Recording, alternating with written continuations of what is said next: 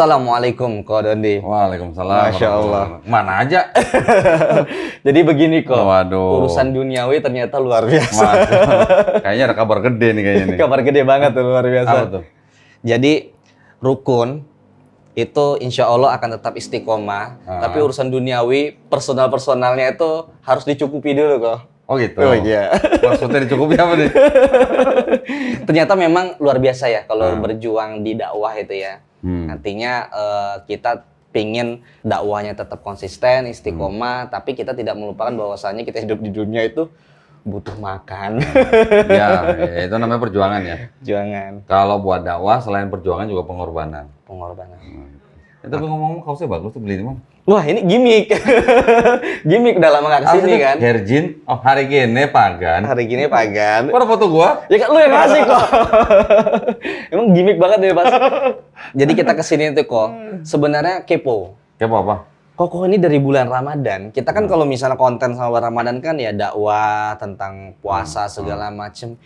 Ko Doni update-nya berbondong-bondong banyak banget yang mualaf tuh. Ya nggak tahu, mereka datang sendiri. Tiba-tiba banyak yang menghubungi Ko Dondi gitu. Iya. Ya ada yang lewat IG, ada yang dari WhatsApp, ada yang dari YouTube gitu. Ya nggak tahu. Allah semua itu kan. Rata-rata punya alasan apa itu kok? Macam-macam lah.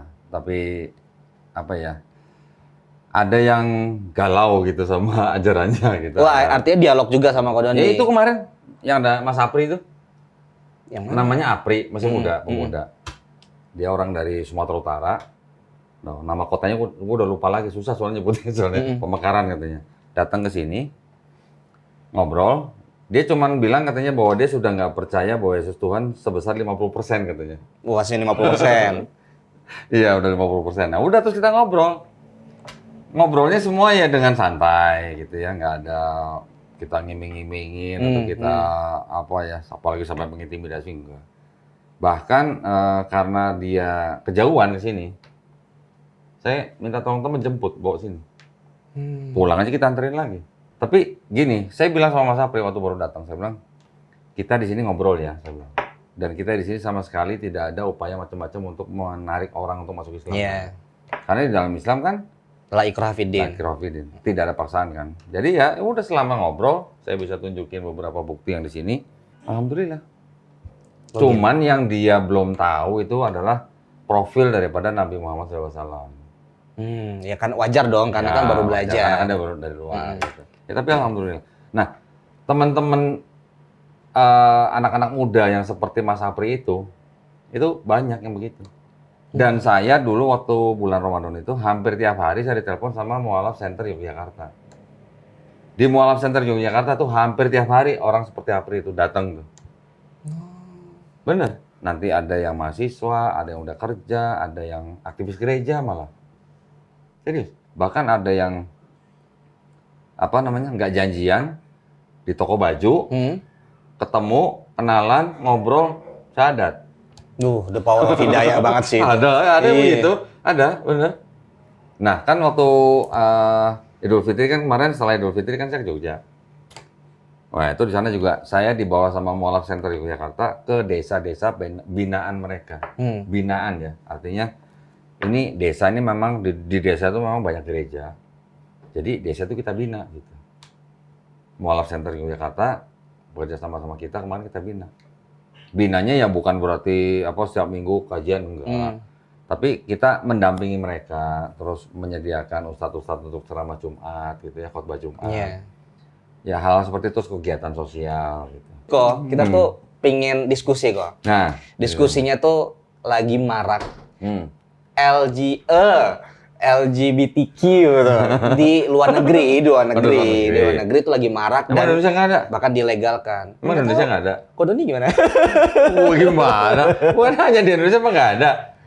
Kayaknya sih ada sebenarnya. Karena kan waktu itu kan sempat kan ada pemberitaan bendera-bendera gitu. Ada yang digerebek gitu kan? Iya. Itu digerebek lo ngeliput nggak? Enggak. Oh, tapi lu ada di situ? Enggak ada dong.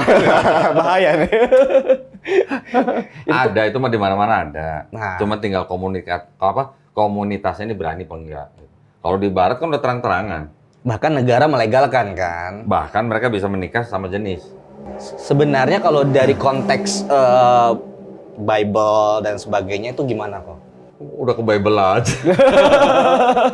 Ya maksudnya kalau dari Itu the point banget.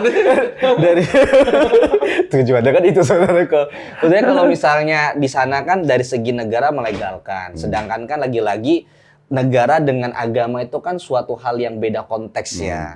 Nah, kasusnya gimana ketika mayoritas di sana Kan seperti sudah ada apa, beberapa, sudah ada beberapa denominasi Kristen yang gerejanya bisa menikahkan sesama jenis.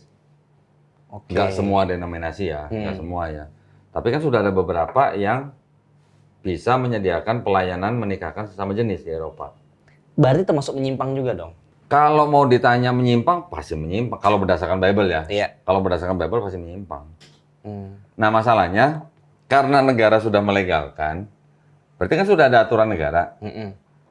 Kalau ada gereja yang menolak untuk memberikan pelayanan itu malah melanggar aturan negara gitu jadinya. Iya, benar. Jadi gereja-gereja yang selama ini tidak bisa memberikan pelayanan menikahkan sesama jenis, malah mereka dilema sekarang. Kalau mereka menolak, mereka melanggar aturan negara gitu. Iya. Tapi kalau mereka melayani, mereka mungkin masih bertentangan lah internalnya gitu. Belum semuanya bisa gitu. Tapi kalau misalnya memaksakan untuk melarang karena memang ajaran tidak seperti itu gitu kan. Ya itu kan juga ada landasannya kan kok sesuai dengan keyakinannya kan. Iya. Gitu.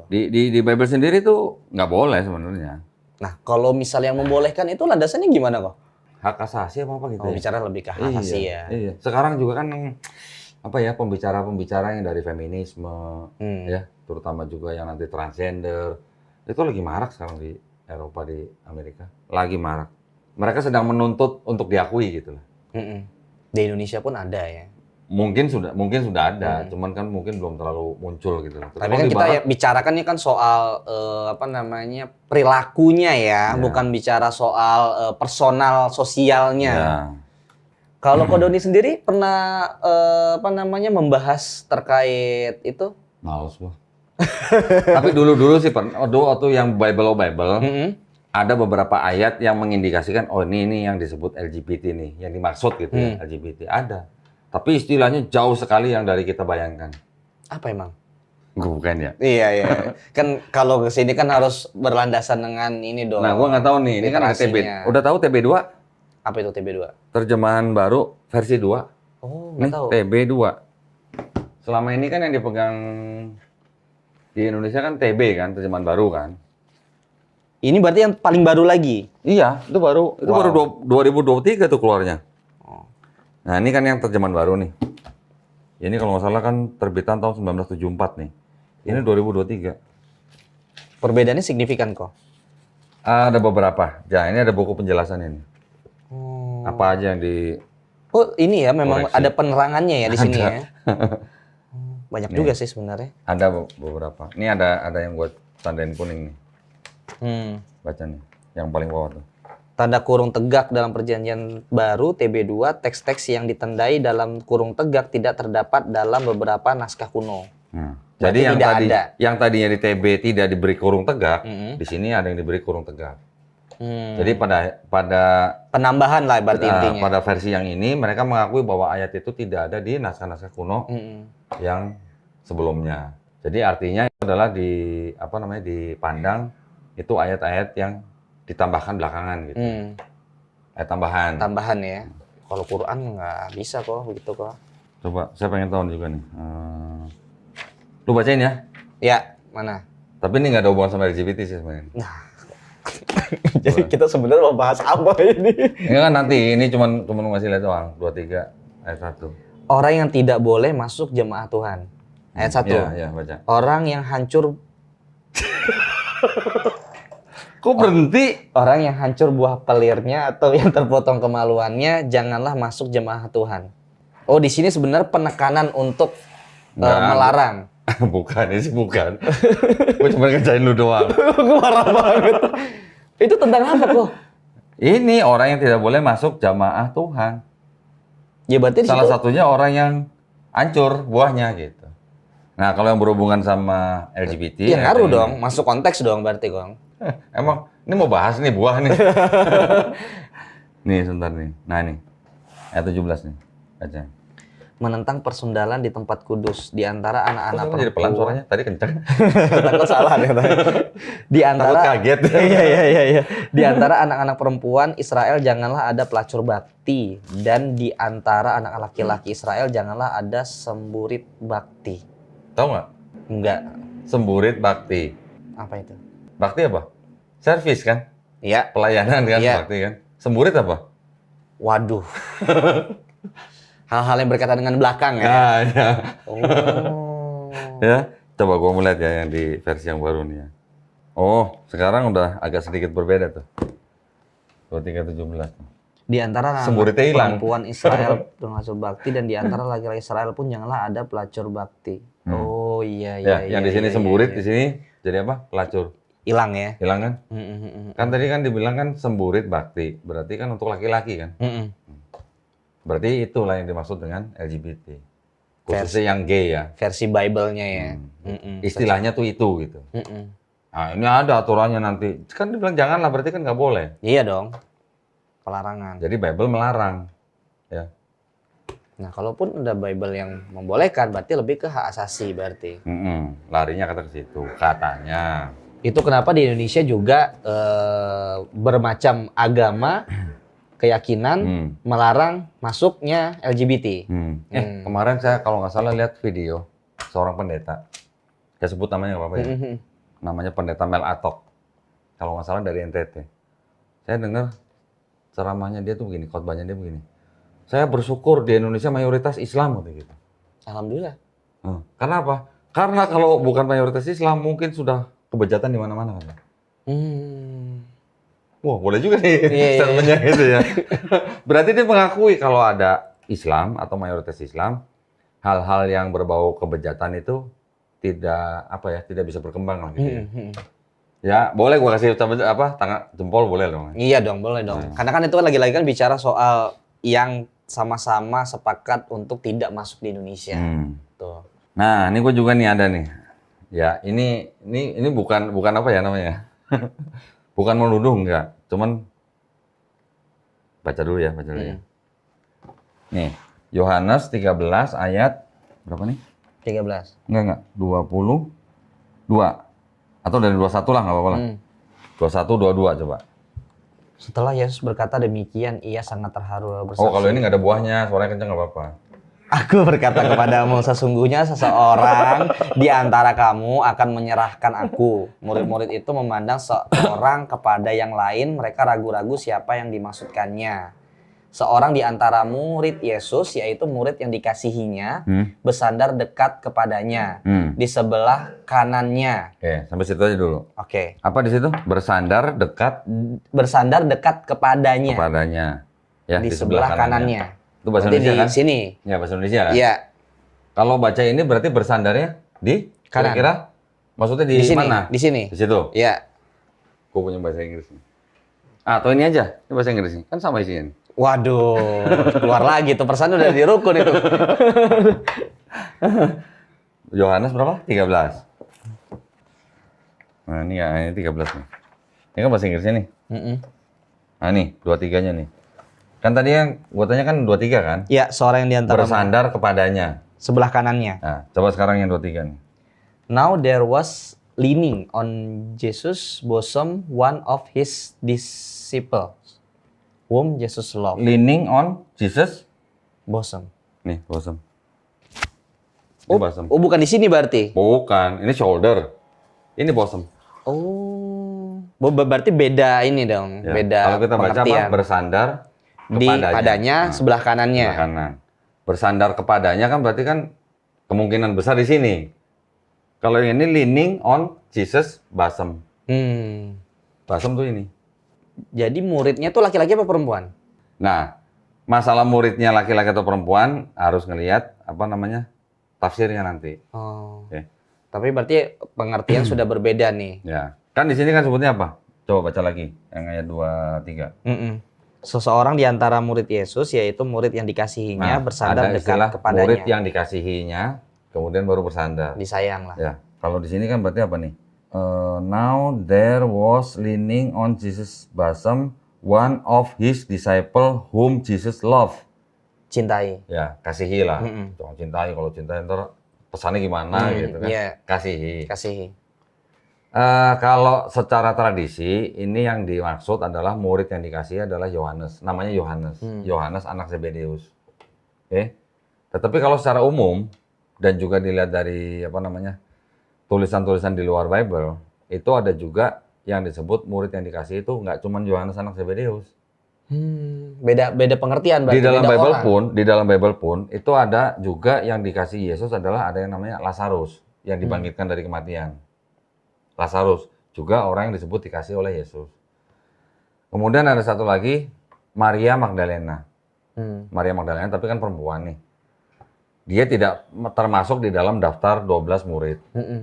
Tetapi ada perspektif lain ya yang mengatakan bahwa Maria Magdalena ini juga salah satu murid yang dikasih Yesus. Bahkan di dokumen ini namanya, dokumen apa namanya? Nahamadi. Di sini, di salah satu gospel di sini dikatakan bahwa Yesus sering mencium Maria Magdalena di bibirnya. Berarti pasangan. Nah kalau di Yahudi gimana? Nggak boleh dong, bersentuhan aja nggak boleh gitu. Paham ya? Paham. Jadi murid yang dikasih Yesus itu ada Yohanes anak Zebedeus, ada Lazarus, ada Maria Magdalena. Nanti kita bisa lihat juga di di ayat-ayat yang berkenaan pada waktu Yesus disalib. Di situ kan juga ada kalimat kalau nggak salah ibuku gitu kan. Muridku. Nanti kita lihat dah. Artinya di situ tidak dijelaskan siapa, tetapi nanti ayat itu bisa dimultitafsirkan gitu lah. Tapi kembali ke sini dulu nih. Yang di sini kalimatnya hanya bersandar kepadanya, yang di sini leaning on Jesus bosom. Kalau di sini bersandar, lu mungkin bersandar di sini, tapi kalau yang di sini bersandar di sini. Dada. Di dada. Kira-kira menurut Sigit, cowok apa cewek gitu ya bersandar di dada gitu? Harusnya.